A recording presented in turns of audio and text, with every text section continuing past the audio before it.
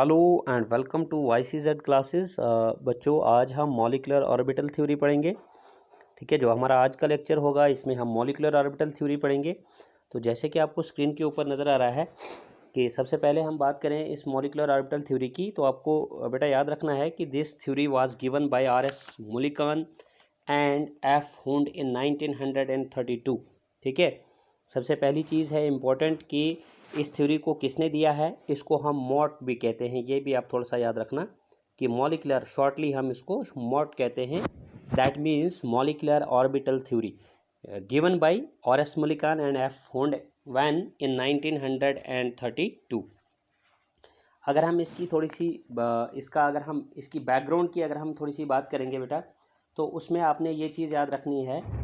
ठीक है, after the failure of valence bond theory, ठीक है, to explain the paramagnetism in oxygen molecule, ठीक है, and also to explain the formation of odd electron species like that of H2 positive, okay, Li you can say Li2 positive, etc.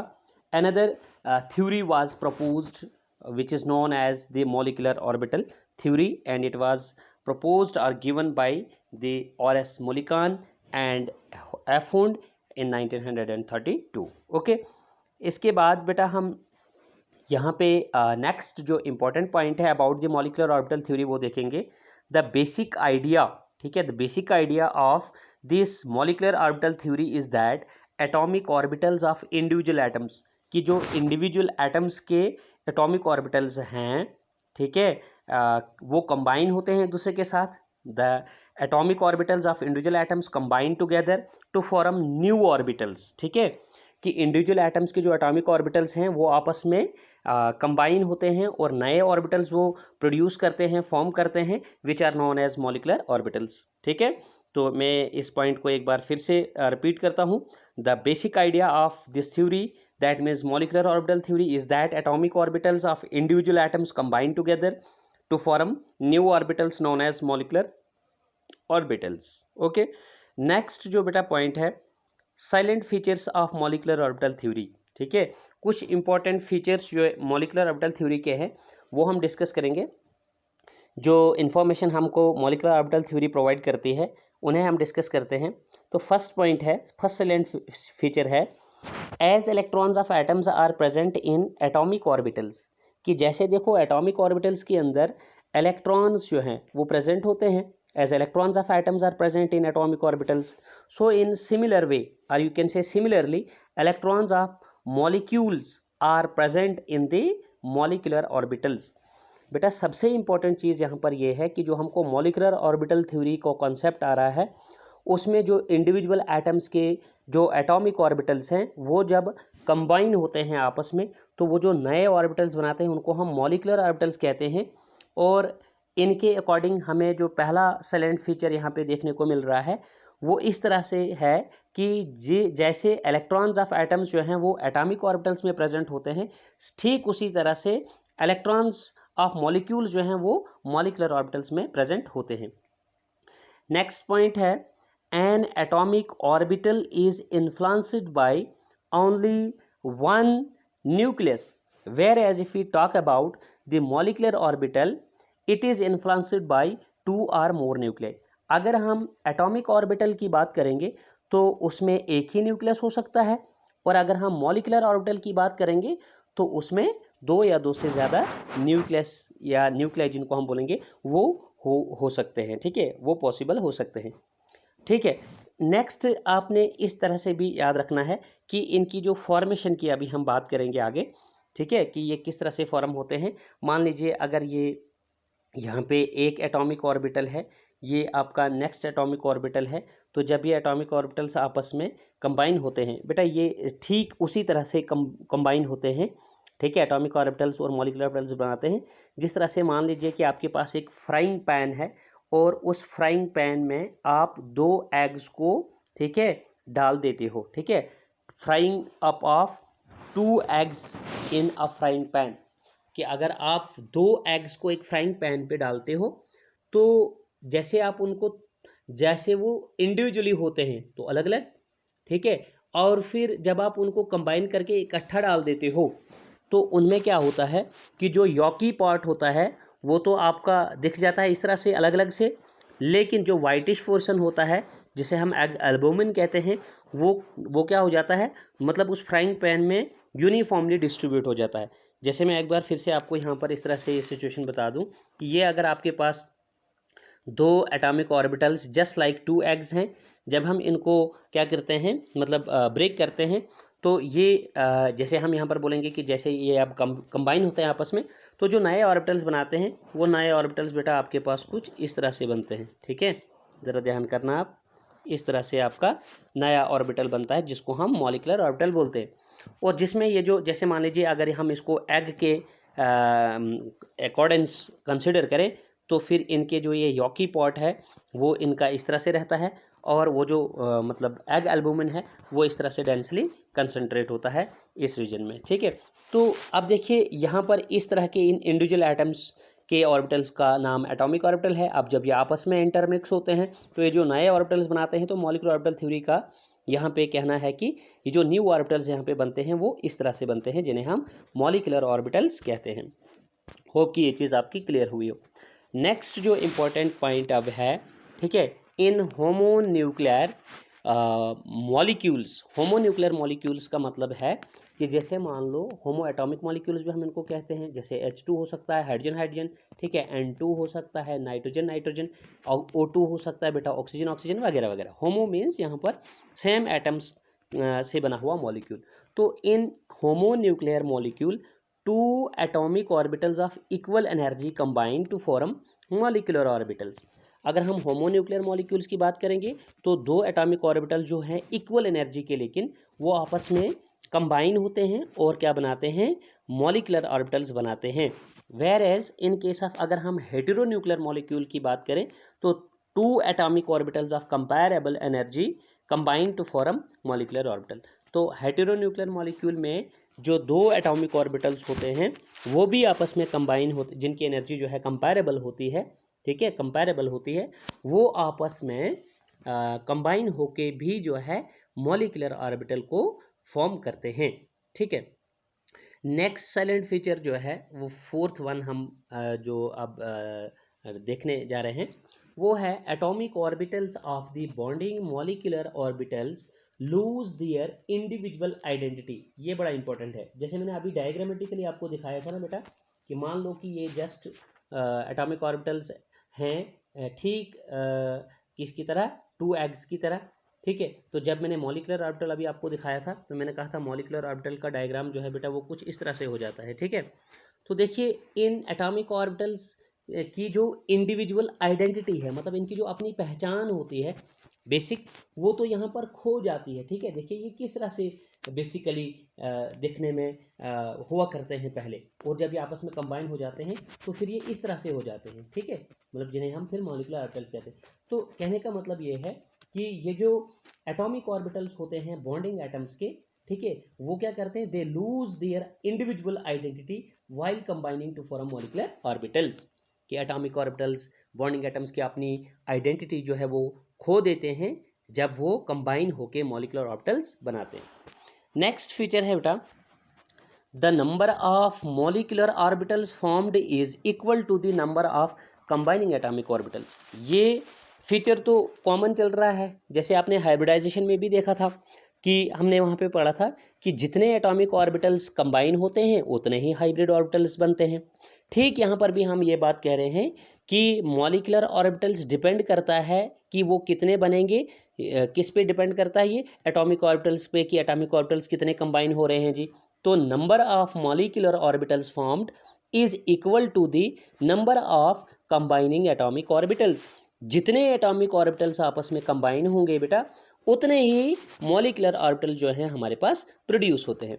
जैसे मान लीजिए अगर मेरे पास दो एटॉमिक ऑर्बिटल्स कंबाइन होते हैं तो मेरे पास दो ही मॉलिक्यूलर ऑर्बिटल्स बनेंगे, और इनकेस अगर तीन हो रहे हैं तो मेरे पास तीन बनेंगे, और अगर चार होंगे तो चार बनेंगे, एंड सो ऑन। ठीक, नेक्स्ट फीचर जो है हमारे पास वो है when two atomic orbitals combine. जब दो एटॉमिक ऑर्बिटल्स, एटलीस्ट मान लीजिए कि अगर दो एटॉमिक ऑर्बिटल्स आपस में कंबाइन होते हैं then 2 molecular orbitals are formed. जाहिर सी बात है, क्योंकि अभी पोस्टुलेट नंबर 5 जो है, साइलेंट फीचर नंबर 5 जो है वो ये कहता है कि जितने एटॉमिक ऑर्बिटल्स कंबाइन होंगे उतने ही मॉलिक्यूलर ऑर्बिटल्स बनेंगे। और साइलेंट फीचर 6 ये कह रहा है कि सपोज कीजिए व्हेन 2 एटॉमिक ऑर्बिटल्स कंबाइन, जब 2 एटॉमिक ऑर्बिटल्स कंबाइन होंगे तो 2 ही मॉलिक्यूलर ऑर्बिटल बनेंगे, वो बात तो क्लियर है। लेकिन 2 molecular orbitals are formed, one is called bonding molecular orbital and the other is called anti bonding molecular orbital. ये बड़ी इंपॉर्टेंट चीज़ है बेटा। मतलब अगर 2 एटॉमिक ऑर्बिटल्स आपस में कंबाइन होते हैं, 2 ही मॉलिक्यूलर ऑर्बिटल बनेंगे ज़रूर, लेकिन उनमें से एक बॉन्डिंग मॉलिक्यूलर ऑर्बिटल होगा और एक जो है वो एंटी बॉन्डिंग मॉलिक्यूलर ऑर्बिटल होगा। यानी एक जो है वो बॉन्डिंग में टेक पार्ट करने वाला होगा और एक जो है वो बॉन्डिंग में टेक पार्ट करने वाला नहीं होगा। ये कहने का मतलब है, ठीक है। नेक्स्ट फीचर है, that means 7th silent feature molecular orbital theory का इस तरह से है, the bonding molecular orbital has lower energy. ये भी आपने याद रखना है। और मैंने आपको बड़ी बार बताया है बेटा कि जिस चीज़ की एनर्जी लेस होती है उसकी स्टेबिलिटी ज़्यादा होती है। अभी हमारे पास मॉलिक्यूलर ऑर्बिटल्स 2 तरह के आ रहे हैं सामने, एक बॉन्डिंग मॉलिक्यूलर ऑर्बिटल और दूसरा एंटी बॉन्डिंग मॉलिक्यूलर ऑर्बिटल। अगर हम इनकी डेफिनेशंस को देखेंगे तो बॉन्डिंग मॉलिक्यूलर ऑर्बिटल का मतलब हो गया कि molecular orbital which takes part in bonding. Simple सा है कि जो बॉन्डिंग में टेक पार्ट कर रहा है उसे हम बॉन्डिंग मॉलिक्यूलर ऑर्बिटल कहेंगे, and which do not take part in bonding that will be known as the anti bonding molecular orbital. तो बॉन्डिंग मॉलिक्यूलर ऑर्बिटल की बात आ रही है कि इसकी एनर्जी जो है वो कम होती है, लो होती है। The bonding molecular orbital has lower energy but more stability. मैंने पैरेंथेसिस में लिखा मोर स्टेबिलिटी। लोअर एनर्जी ज़रूर है इसकी, लेकिन इसकी स्टेबिलिटी ज़्यादा होती है। किसके बरक्स में? As compare to the anti bonding molecular orbital. Okay, next salient feature है, that means 8th one, the filling of molecular orbitals takes place in the same way. अगर हम मॉलिक्यूलर ऑर्बिटल्स में इलेक्ट्रॉन की फिलिंग की बात करेंगे तो वो उसी तरह से होती है as the electrons are filled in atomic orbitals, कि जिस तरह से हमने एटॉमिक ऑर्बिटल्स में इलेक्ट्रॉन्स की फिलिंग सीखी थी उसके लिए कुछ रूल्स पढ़े थे, जैसे अफबाय प्रिंसिपल पढ़ा था, हैं हमने पॉलिस एक्सक्लूजन प्रिंसिपल पढ़ा था, या फिर होन्स रूल पढ़ा था। तो ठीक उसी तरह से that is in accordance with the Pauli's exclusion principle, Aufbau rule and Hund's rule etcetera. Means वही रूल जो हैं यहाँ पर भी मॉलिक्यूलर ऑर्बिटल्स की में इलेक्ट्रॉन्स की फिलिंग के दौरान में इस्तेमाल होंगे। नेक्स्ट वन है, दैट मीन्स 9th है, वो इस तरह से है, हाफ द, ये भी इंपॉर्टेंट है बेटा, half the difference between number of electrons in bonding molecular orbital as well as in anti bonding molecular orbital gives the bond order in a molecule. मतलब आप बताएंगे ये बॉन्ड ऑर्डर की definition है बेटा, ठीक है। Silent feature number 9 gives us the definition of bond order, कि बॉन्ड ऑर्डर क्या चीज़ है। हाफ द डिफरेंस, अगर हम मैथमेटिकली इस चीज़ को देखेंगे तो बॉन्ड ऑर्डर, जैसे मैंने यहाँ लिखा दैट इज बॉन्ड ऑर्डर, ठीक है। Bond order is equal to half means 1/2, okay. Bond order that means as per definition is equal to half the difference between, difference किसका निकालना है, number of electrons in bonding molecular orbital, तो उसको मैंने लिखा NBMO minus NABMO। What does this mean? NBMO here means number of electrons in bonding molecular orbital minus NABMO means here number of electrons in anti-bonding molecular orbital.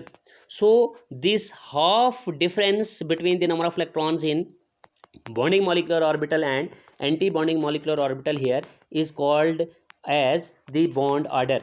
इसको हम क्या कहते हैं बेटा? bond order कहते हैं। चलिए नेक्स्ट पॉस्टुलेट है या नेक्स्ट साइलेंट फीचर आप कहेंगे वो हमारा इस तरह से है, that means silent feature number 10, the molecular orbitals are designated by Greek letters. Molecular orbitals को हम ग्रीक लेटर से रिप्रेजेंट करते हैं, डिनोट करते हैं, जैसे सिग्मा, पाई हैं, डेल्टा, फाई वगैरह। इन ग्रीक लेटर्स वाले सिंबल से हम इनको रिप्रेजेंट करते हैं मॉलिक्यूलर ऑर्बिटल्स को। नेक्स्ट है बेटा, ये थे कुछ पोस्टुलेट्स या जिन्हें आप साइलेंट फीचर्स कहेंगे मॉलिक्यूलर ऑर्बिटल थ्योरी के इंपॉर्टेंट पॉइंट्स हमने डिस्कस किए। इसके बाद जो नेक्स्ट पार्ट है मॉलिक्यूलर ऑर्बिटल थ्योरी का वो है बेटा फॉर्मेशन ऑफ मॉलिक्यूलर ऑर्बिटल्स, कि मॉलिक्यूलर ऑर्बिटल्स की फॉर्मेशन कैसे होती है, ठीक है। जो हमने थ्योरेटिकली पढ़ा कि एटॉमिक ऑर्बिटल जब आपस में कंबाइन होते हैं तो वो न्यू ऑर्बिटल्स बनाते हैं जिन्हें हम मॉलिक्यूलर ऑर्बिटल्स कहते हैं। तो लेकिन यहाँ हम अलग से इस पे क्वेश्चन पढ़ रहे हैं कि फॉर्मेशन ऑफ मॉलिक्यूलर ऑर्बिटल्स, या फिर आप इसे यूं कहें कि linear combination of atomic orbitals. इसको हम क्या कहते हैं? Linear combination of atomic orbitals, LCAO हम इसको शॉर्टली कहते हैं। That means L stands for linear, combination of C है, A means atomic and O means orbital. Okay, देखो बेटा यहाँ पे the formation of molecular orbitals can be explained bye linear combination of atomic orbitals. अगर हम molecular orbitals की formation की बात करें तो this formation of molecular orbitals can be explained by the linear combination of atomic orbitals. So what is this linear combination of atomic orbitals? That is, combination takes place in either by addition or by subtraction of wave function। wave function ये ज़रा important term है बेटा, यहाँ पे आप याद रखेंगे। ये क्या है मैं अभी बता ही रहा हूँ। मतलब यह है कि linear combination of atomic orbital जो है, जिससे हमको मॉलिक्यूलर ऑर्बिटल्स की फॉर्मेशन की मतलब बात का पता चलता है। तो combination takes place either by, ये कॉम्बिनेशन जो है मॉलिक्यूलर एटॉमिक ऑर्बिटल्स का, वो या तो एडिशन से होता है एटॉमिक ऑर्बिटल्स की, यानी वेव फंक्शन जिनको हम कहते हैं। ठीक है, यहाँ पे so far as the wave mechanical model of the atom is concern, वहाँ पर हम एटॉमिक ऑर्बिटल को आपको मालूम होना चाहिए कि वेव फंक्शन से बुलाते हैं। तो या तो ये एडिशन ऑफ वेव फंक्शन से होता है, या फिर होता है or by subtraction of this wave function. मैं एक बार फिर से इस चीज़ को बता दूं, the linear combination of atomic orbitals take place either by addition of wave function or by subtraction of wave function as shown below। जैसे हम इसको नीचे दिखा रहे हैं बेटा, तो यहाँ पे आप ज़रा देखिए कि मैंने यहाँ पे बताया है आपको कि सपोज़ कीजिए कि ये यहाँ हमारे पास एक वेव है। ठीक है, ये इस तरह से एक वेव है हमारे पास। इस वेव में ये इसका पॉजिटिव एंड है, ये इसका नेगेटिव एंड है। ठीक है, जैसे मैं आपको यहाँ पे बताता चलूँ कि सपोज़ कीजिए कि ये जो है बेटा, आपको मालूम है कि इसको हम क्या कहते हैं, इस डिस्टेंस को, जब ये वेव होती है। ठीक है, वेव में एम्पलीट्यूड भी होता है, वेव लेंथ होता है, वेव नंबर वगैरह होता है। ये टर्म्स हमने पीछे इलेक्ट्रोमैग्नेटिक स्पेक्ट्रम में आपको क्लियर करवाई हैं, लेकिन फ़िलहाल मैं यहाँ पे बताता चलूँ कि इस डिस्टेंस को हम, आपको पता है कि हम इसको कहते हैं amplitude. Okay, so this amplitude of the wave is called as wave function. मैं आपको बताऊं, आपने याद रखना है कि वेव की एम्पलीट्यूड को वेव फंक्शन कहते हैं, इस तरह से कि जो हमारा wave mechanical model of atom है वो एम्पलीट्यूड ऑफ द वेव को वेव फंक्शन बुलाता है। ठीक है बेटा, कहते हैं। तो सपोज कीजिए हमने इस वेव को साई एक, और हम मैथमेटिकली इस एम्पलीट्यूड ऑफ द वेव को क्या कहते हैं बेटा, साई से रिप्रेजेंट करते हैं, PSI, साई वर्ड से रिप्रेजेंट करते हैं, और सिंबल इसका ये है। तो मैंने इसको लिख दिया। सपोज कीजिए कि ये वेव फर्स्ट थी, ठीक है, या ए वेव थी, तो हमने इसको साई ए बोल दिया। इसी तरह से अगर सेकंड वेव है उसको हमने साई बी करके बुलाया यहाँ पर। ठीक है, इसकी एम्पलीट्यूड ऑफ द वेव को हमने साई बी बोल दिया यहाँ पे। अब यहाँ पे हम इन दोनों को क्या कर रहे हैं, ऐड कर रहे हैं। ठीक है, both these psi A and psi B waves when combined, that means ये कंबाइन हो रहे हैं आपस में, लेकिन किस तरह की कॉम्बिनेशन से ये कर रहे हैं, एडिटिव इन्फ्लुएंस इनका आ रहा है, मतलब ये आपस में ऐड हो रही है, एडिशन ऑफ वेव फंक्शंस। इनको वेव फंक्शंस भी सिंपली हम कहेंगे कि ये वेव फंक्शंस आपस में क्या हो रहे हैं, साई ए और साई बी ऐड हो रहे हैं। जब ये ऐड होंगे बेटा, तो यहाँ पे आप ज़रा ध्यान करना, मैं यहाँ पे इनका जो रिजल्ट है, जो इनका प्रोडक्ट है, वो मैं इस तरह से लिख रहा हूँ, इन दोनों का साई ए और साई बी वाली वेव फंक्शंस का, वो मैं लिख रहा हूँ इस तरह से। यहाँ पे देखना बेटा ज़रा कि यहाँ पे मैं लिख रहा हूँ ये थोड़ा सा देखिए, इसमें डिफरेंस देखिए आप, ये कितनी बड़ी वेव थोड़ी मैं दिखा रहा हूँ, क्योंकि जब इन दोनों को हम ऐड करेंगे तो ये तो बिगर वेव बनेगी ना। समझ आ रही बात आपको? देखो देखो, जैसे ये छोटी थी, ये भी छोटी थी, यहाँ पे मैं थोड़ा सा बड़ा बना रहा हूँ इसको। ठीक है, इस वेव को, क्योंकि ऐड कर रहा हूँ। ठीक है, और यहाँ पे मैं क्या लिख रहा हूँ, इसको, इस एम्पलीट्यूड ऑफ द वेव का नाम मैं लिख रहा हूँ कि this is overall psi and it is equal to, or you can say it gets formed by the combination, and that combination is mainly by addition। और वो combination भी कैसा है कि addition हो रही है यहाँ पे, किसकी, वेव फंक्शन ए यानी psi A and wave function B, that mean psi B की। ठीक है, psi A plus psi B करके यहाँ पे मेरे पास ये रिजल्टेंट वेव फंक्शन आया है। तो ये फिगर है, इस तरह की जो combination linear combination wave functions की या एम्पलीट्यूड ऑफ द वेव की आई है हमारे पास यहाँ पे, वो बाय कॉम्बिनेशन आई है और वो भी by addition of wave functions आई है। तो मैंने यहाँ पे लिखा this is the figure showing addition of wave functions. उसके बाद है बेटा यहाँ पे हम इसको बता सकते हैं इस तरह से भी कि यहाँ पर सब्ट्रैक्शन भी हो सकती है, ठीक है। अगर हम जैसे देखिए मैंने अभी ऊपर इसी तरह से वेव ली थी, ठीक है, इसको हमने साई ए माना, इसको हमने साई बी माना, ठीक है। अब दोनों को जो हम कंबाइन कर रहे हैं, लेकिन अब हम कॉम्बिनेशन का जो मूड ले रहे हैं वो सब्ट्रैक्शन ले रहे हैं, ठीक है। अब इस साई ए को साई बी से माइनस कर देंगे, Sai A minus psi B, Sai ए से साई बी को माइनस कर देंगे, ठीक है, psi A minus psi B. तो हम इस कॉम्बिनेशन को बुलाएंगे सब्ट्रैक्शन ऑफ वेव फंक्शंस। तो हमारे पास रिजल्ट क्या आएगा? रिजल्ट में हमारे पास जो वेव आएगी वो बड़ी नहीं आएगी, क्योंकि हमने साई ए में से साई ए को बेटा माइनस कर दिया है, ठीक है, सब्ट्रैक्ट कर दिया है। तो हमारी वेव क्या होगी? उतनी बड़ी नहीं होगी, उसकी जो एम्पलीट्यूड होगी वो शॉर्ट होगी, ठीक है, कम होगी एम्पलीट्यूड इसकी, क्योंकि हमने यहाँ पे सब्ट्रैक्शन की हुई है वेव फंक्शंस की। तो यहाँ पर भी हमें मॉलिक्यूलर ऑर्बिटल ही देखने को मिलेगा, ये चीज़ आप नोट करें। लेकिन ये होगा एंटी बॉन्डिंग मॉलिक्यूलर ऑर्बिटल। ये जो ऊपर वाला था बेटा, यहाँ पर जो इस तरह की एडिशन हुई थी, यहाँ पर जो वेव फंक्शंस की एडिशन हुई थी, इस इधर एडिशन हुई थी, तो एडिशन में हमारे पास जो ये बिगर वेव बनी थी प्रोडक्ट में, यहाँ पर हमारे पास जो ये मॉलिक्यूलर ऑर्बिटल बना है ये बॉन्डिंग मॉलिक्यूलर ऑर्बिटल बना है, ये आप याद रखें। और यहाँ पर जो हमारे पास अब इस तरह की कॉम्बिनेशन यानी सब्ट्रैक्शन से जो केस हमारे पास आएगा वो एंटी बॉन्डिंग मॉलिक्यूलर ऑर्बिटल आएगा, उसको हम साई स्टार से डिनोट करेंगे,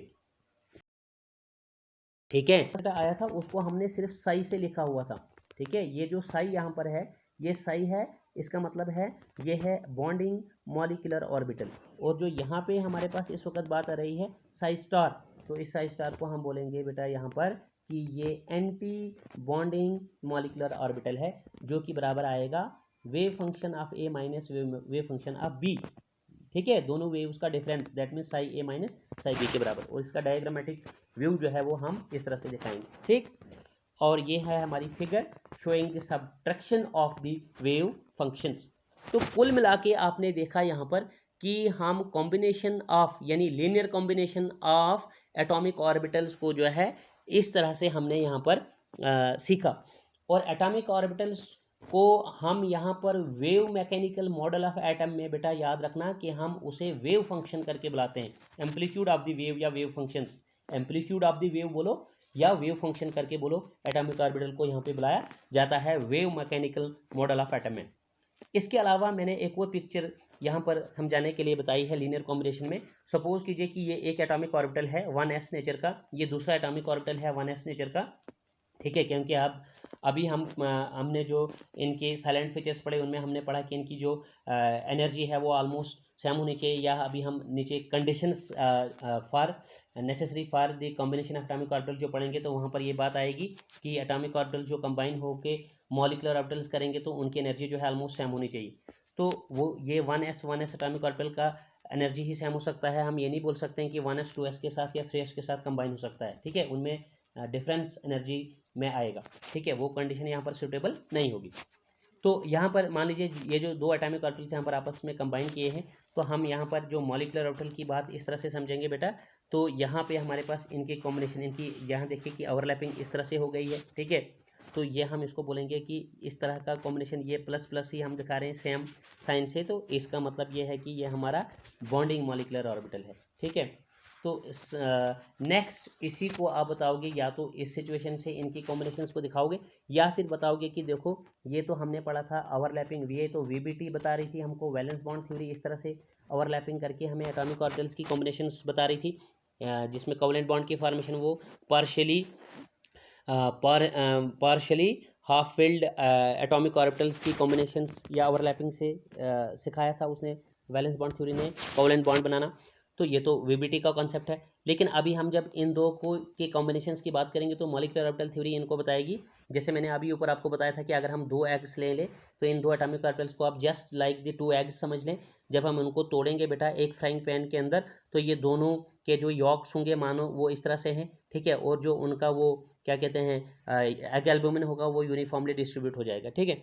तो हम उसको इस तरह से यहाँ पे बता रहे हैं कि ये एक बॉन्डिंग मॉलिक्यूलर ऑर्बिटल हमारे पास यहाँ पे इस तरह से बन रहा है। सो इस तरह की जो ये नोटेशन हम यहाँ पे बता रहे हैं, this is the formation of bonding molecular orbital. Second one हम बता रहे हैं कि सपोज कीजिए बेटा कि हम बता रहे हैं इन्हीं एटॉमिक ऑर्बिटल को आपस में आप सब्ट्रैक्ट कर रहे हैं, ऊपर हमने ऐड कर दिया, यहाँ पे अब हम क्या कर रहे हैं, सब्ट्रैक्ट कर रहे हैं। तो यहाँ पर हम बता रहे हैं कि एक एटॉमिक ओवरलैपिंग के हिसाब से तो हम इनको इसी तरह से दिखा रहे हैं, लेकिन एक को प्लस में एक को हम माइनस में दिखा रहे हैं, ठीक है, क्योंकि यहाँ सब्ट्रैक्शन की हुई है हमने। तो यहाँ पे जो एंटी बॉन्डिंग मॉलिक्यूलर ऑर्बिटल बनेगा बेटा, इनमें भी एक लोब जो है वो पॉजिटिव होगा और एक लोब जो है वो हमारे पास नेगेटिव होगा, और हम इसको बोलेंगे एंटी बॉन्डिंग मॉलिक्यूलर ऑर्बिटल। लेकिन याद रहे कि जो बॉन्डिंग मॉलिक्यूलर की साइन जो है वो सेम होगी। जैसे कि मैं आपको अभी यहाँ थोड़ा सा वापस ले चलूँ, हाँ देखिए यहाँ पे जैसे बॉन्डिंग मॉलिक्यूलर ऑर्बिटल की साइन हमारे पास प्लस प्लस थी, ठीक है, तो यहाँ पर अगर हम बात करेंगे बेटा तो यहाँ पे एंटी बॉन्डिंग मॉलिक्यूलर ऑर्बिटल की जो साइन होगी वो मतलब अबोव जो है वो पॉजिटिव होगी और बिलो जो है वो नेगेटिव होगी, ये भी आप याद रखेंगे। तो formation of anti bonding molecular orbital भी हमने यहाँ पे थोड़ा सा आपको बताया। उसके बाद जो नेक्स्ट पॉइंट है, molecular orbital formed by addition of atomic orbital, ठीक है, मतलब ये डेफिनेशन है बेटा बॉन्डिंग मॉलिक्यूलर ऑर्बिटल किसे कहते हैं। तो the molecular orbital formed by addition of atomic orbitals, जो मॉलिक्यूलर ऑर्बिटल एटॉमिक ऑर्बिटल्स की एडिशन से बनता है उसे ही हम बॉन्डिंग मॉलिक्यूलर ऑर्बिटल कहते हैं। Whereas the molecular orbital formed by the subtraction of atomic orbitals is known as और is called as anti bonding molecular orbital. उसके बाद है बेटा नेक्स्ट जो पार्ट है इस मॉलिक्यूलर ऑर्बिटल थ्योरी का, वो है conditions for combination of atomic orbitals. कुछ कंडीशंस हैं बेटा कि जब एटॉमिक ऑर्बिटल्स को कंबाइन होना होता है और मॉलिक्यूलर ऑर्बिटल्स फॉर्म करना होता है तो कुछ कंडीशंस से उन्हें फॉलो करनी पड़ती हैं, मतलब एटॉमिक ऑर्बिटल्स को उस समय कुछ कंडीशंस माननी पड़ती हैं, ओनली देन मॉलिक्यूलर ऑर्बिटल्स जो हैं वो प्रोड्यूस हो सकते हैं। तो वो कंडीशंस क्या है आप यहाँ पे ध्यान रखिए। पहली कंडीशन है the combining atomic orbitals must have almost equal energy, कि ऑलमोस्ट तकरीबन जो है जो एटॉमिक ऑर्बिटल्स आपस में कंबाइन होने जा रहे हैं उनकी एनर्जी जो है वो लगभग सेम होनी चाहिए। नेक्स्ट जो सेकंड कंडीशन है वो है the combining atomic orbitals must have the same symmetry about the molecular axis. Same symmetry का मतलब है कि जब ये एटॉमिक ऑर्बिटल जो हैं कॉम्बिनेशंस के लिए जाएंगे तो उनकी जो सिमेट्री है, मतलब सपोज कीजिए कि अगर आप यहाँ पे बताएंगे कि वो बॉन्डिंग मॉलिक्यूलर ऑर्बिटल अगर उन्होंने करना है तो उनके सेम, ठीक है, मतलब उनकी साइन वगैरह जो है वो सेम होनी चाहिए, और अगर एंटी बॉन्ड करना है उनको तो उनकी साइन जो है वो क्या होनी चाहिए एंटी बॉन्ड में। लेकिन मैं आपको बताता चलूँ कि वो डिसिमेट्रिक केस होता है एंटी बॉन्डिंग वाले ऑर्बिटल में, ठीक है, वहाँ पे सिमेट्रिकल केस नहीं होता है।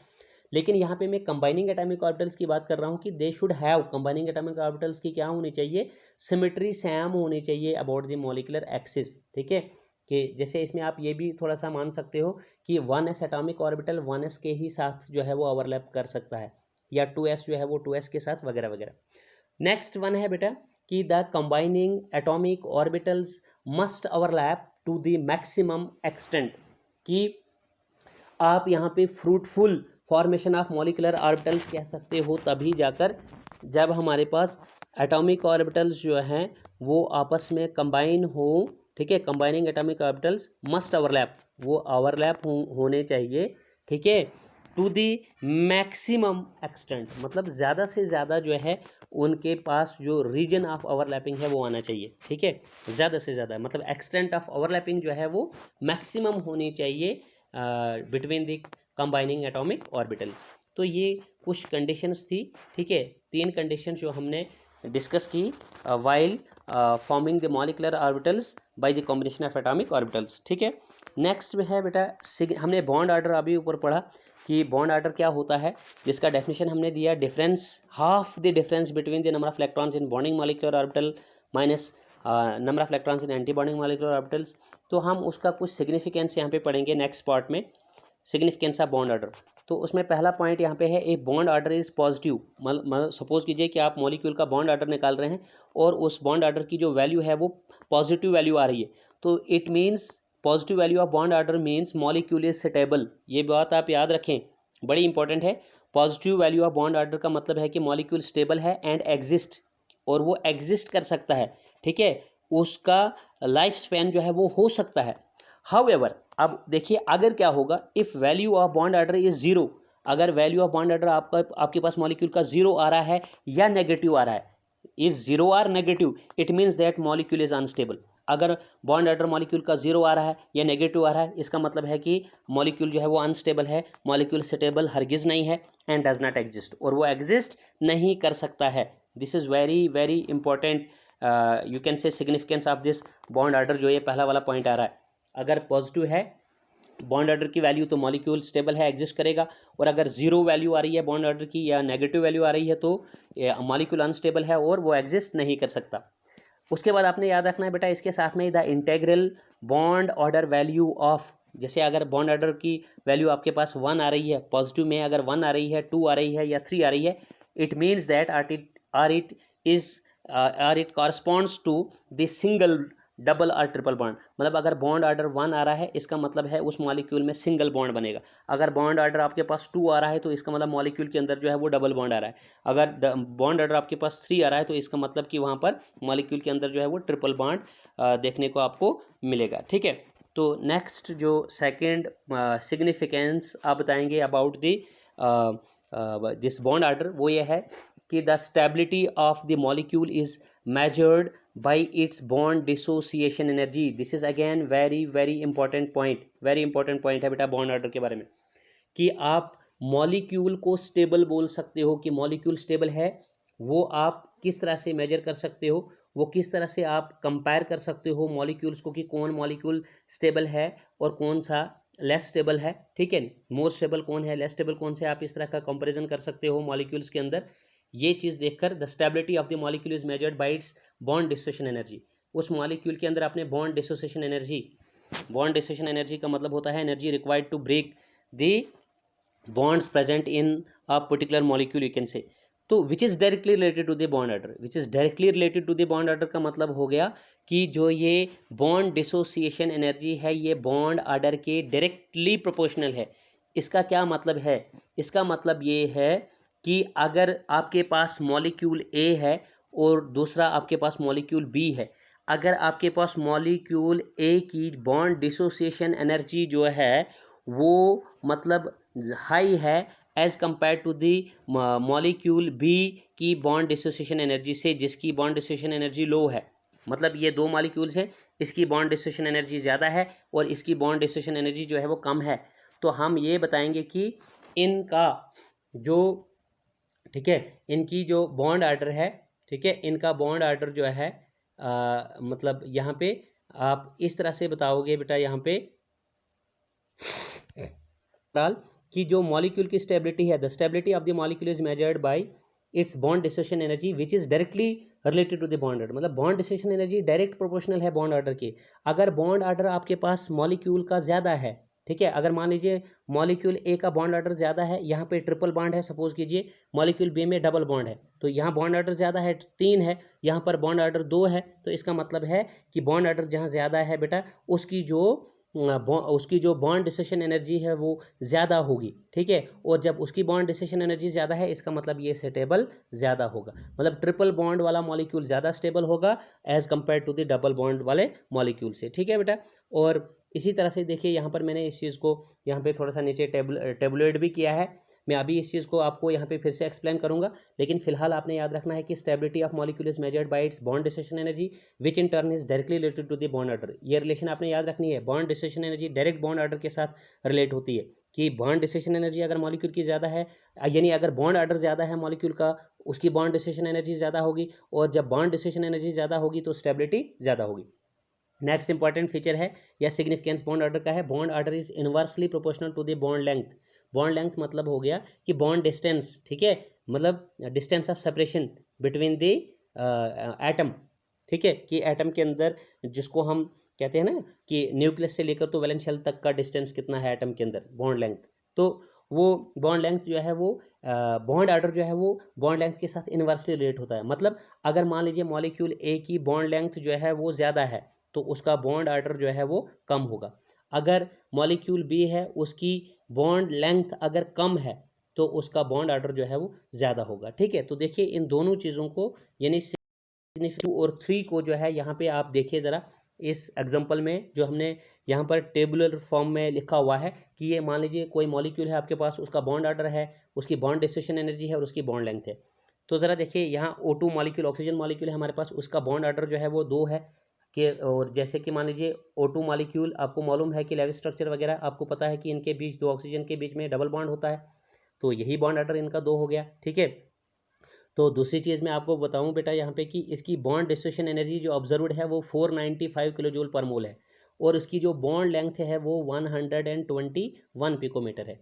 ठीक है, तो उसके बाद है N2 नाइट्रोजन मॉलिक्यूल, उसका बॉन्ड ऑर्डर हम देखेंगे, 2 नाइट्रोजन के बीच आपको मालूम है ट्रिपल बॉन्ड होता है, तो उनका बॉन्ड ऑर्डर 3 आएगा, और जितना बॉन्ड ऑर्डर ज़्यादा है उतनी बॉन्ड डिस्ट्रीब्यूशन एनर्जी भी ज़्यादा होगी। अभी हमने ऊपर पढ़ा इस नंबर 2 सिग्निफिकेंस में कि 945 किलो जूल पर मोल इसकी ऑब्जर्व्ड बॉन्ड डिस्ट्रीब्यूशन एनर्जी है फिर, और इसकी बॉन्ड लेंथ जो है बेटा 110 पिकोमीटर है। इसी तरह से फिर O2 पॉजिटिव, ठीक है, अगर हम O2 पॉजिटिव की बात करेंगे तो उसका बॉन्ड ऑर्डर हमारे पास 2.5 है, और इसकी जो बॉन्ड डिस्ट्रीब्यूशन एनर्जी है वो 605 किलो जूल पर मोल है, और इसकी जो क्या कहते हैं बॉन्ड लेंथ है वो 114 पिकोमीटर है। तो देखो बेटा यहाँ पे थोड़ा सा कंपेयर करेंगे आप ये बात कि अगर हम बॉन्ड लेंथ और बॉन्ड ऑर्डर का आपस में रिलेशन देखेंगे इन तीनों एग्जांपल्स में, तो देखिए यहाँ पर अगर हमने कहा था कि अगर बॉन्ड लेंथ जो है वो कम है मॉलिक्यूल की तो उसका बॉन्ड ऑर्डर जो है वो ज़्यादा होगा। देखिए यहाँ 121, 110 और 114, इनमें सबसे लीस्ट बॉन्ड लेंथ जो है वो 110 है, तो इसका ही बॉन्ड ऑर्डर सबसे ज़्यादा होगा। तो देखिए इसका ही बॉन्ड ऑर्डर सबसे ज़्यादा है, नंबर 3 है। जिसकी बॉन्ड लेंथ सबसे ज़्यादा, तो सबसे ज़्यादा बॉन्ड लेंथ आपके पास 114 है इन तीन में से, तो इसका जो बॉन्ड ऑर्डर है वो सबसे कम होगा। सबसे ज़्यादा बॉन्ड लेंथ, सबसे कम बॉन्ड ऑर्डर, तो 2.5 है। देखिए 3, 2 है ना, मतलब सॉरी 114 नहीं है बेटा सबसे ज़्यादा, 121 है, 121 है सबसे ज़्यादा बॉन्ड लेंथ इस एग्जांपल में। तो सबसे ज़्यादा बॉन्ड लेंथ और उसका बॉन्ड ऑर्डर जो है सबसे कम आएगा, क्योंकि ये इन्वर्सली रिलेट है ना आपस में। ये अगर बॉन्ड लेंथ ज़्यादा है बॉन्ड ऑर्डर सबसे कम होगा। तो देखिए इन तीन बॉन्ड ऑर्डर्स में से सबसे कम बॉन्ड ऑर्डर जो है हमारे पास 2E है यहाँ पे। ठीक है, तो ये हमने यहाँ पर इसको थोड़ा सा एग्जाम्पल लेके जो है अंडरस्टैंड किया।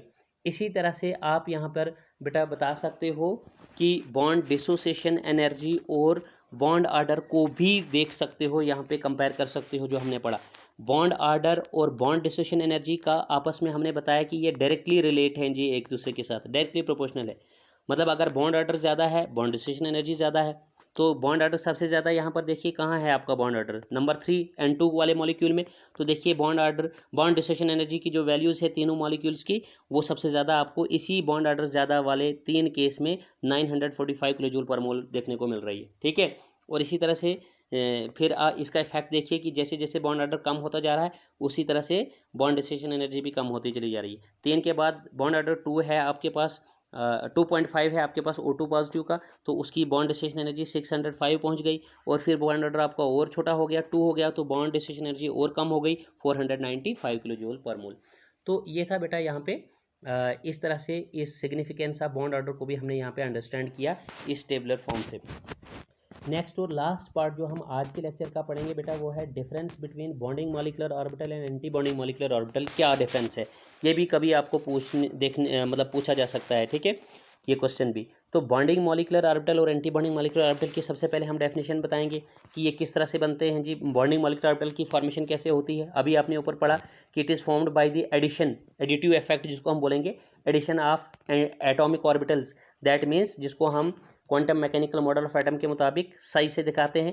Sai of bonding molecular orbital equals to, इसको हम बोलेंगे psi1 + psi2। ठीक है, wave function of first orbital plus wave function of second orbital.